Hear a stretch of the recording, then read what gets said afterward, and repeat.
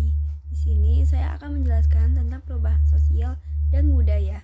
Yang pertama adalah lambat, yang kedua itu adalah cepat, yang ketiga itu adalah besar, yang keempat itu adalah kecil, yang kelima itu dikehendaki atau direncanakan, yang keenam ini adalah tidak dikehendaki atau tidak direncanakan, yang ketujuh ini adalah struktur atau perubahan.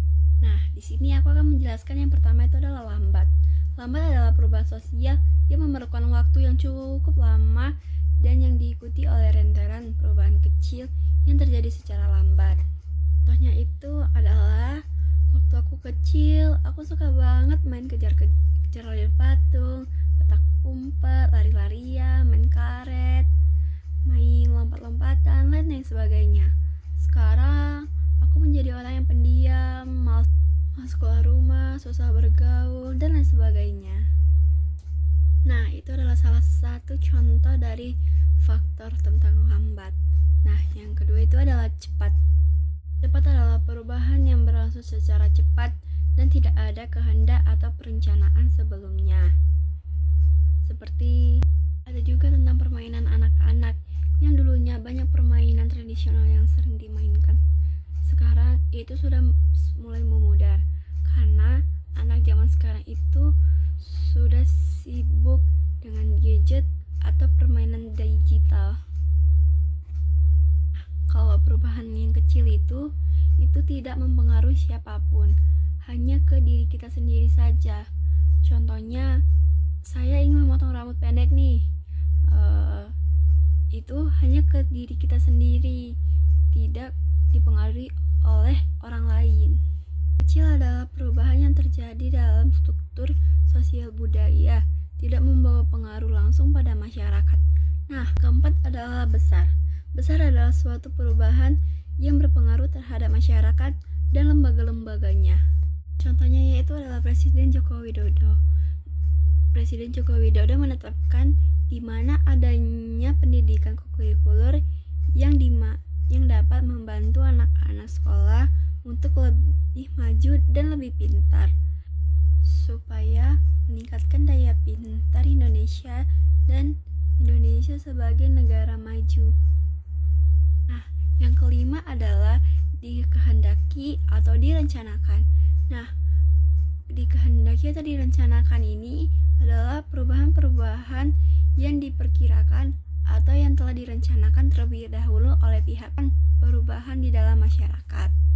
Contohnya yaitu aku mau ngerjain MTK nih, kayak ada rumus nih PR, tiba-tiba malam-malam, tiba-tiba kayak spontan, tiba-tiba gitu, kayak buka buku ngerjain spontan, kayak tiba-tiba ngelakuin gitu.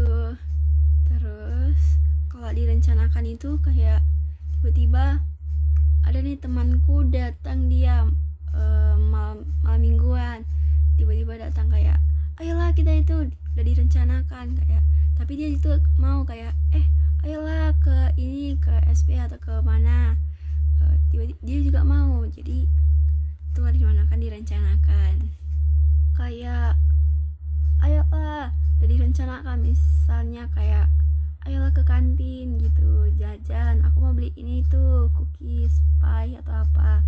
Nah, itu adalah direncanakan di dalam pikiran kita.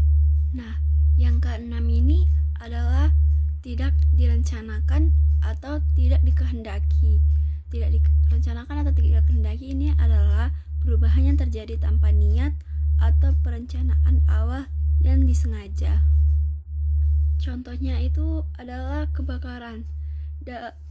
Itu tiba-tiba dan dapat membawa dampak besar bagi masyarakat karena datang tanpa persiapan. Perubahan ini sulit dihindari dan setiap perubahan membawa kita pada cerita baru, lebih berwarna, lebih berarti. Karena setiap kita terus berlangkah, hidup akan selalu memberi kejutan yang indah. Nah, yang terakhir nih, yaitu tentang struktur atau perubahan proses. Nah, awalnya itu sebelum COVID, kita belajar, terus istirahat, pulang, belajar, istirahat, pulang, dan seterusnya. Nah, kalau COVID ini karena ada COVID ini, kita jadi belajar di rumah, berinteraksi di rumah dengan Zoom, lewat Zoom meeting, classroom, dan lain sebagainya.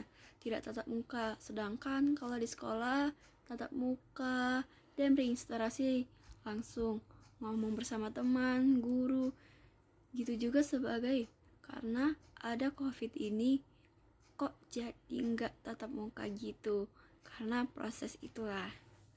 Nah, jadi segini saja penjelasan saya tentang perubahan sosial dan budaya. Terima kasih. Maaf ada kata atau belibet atau salah pengertian. Maaf ya.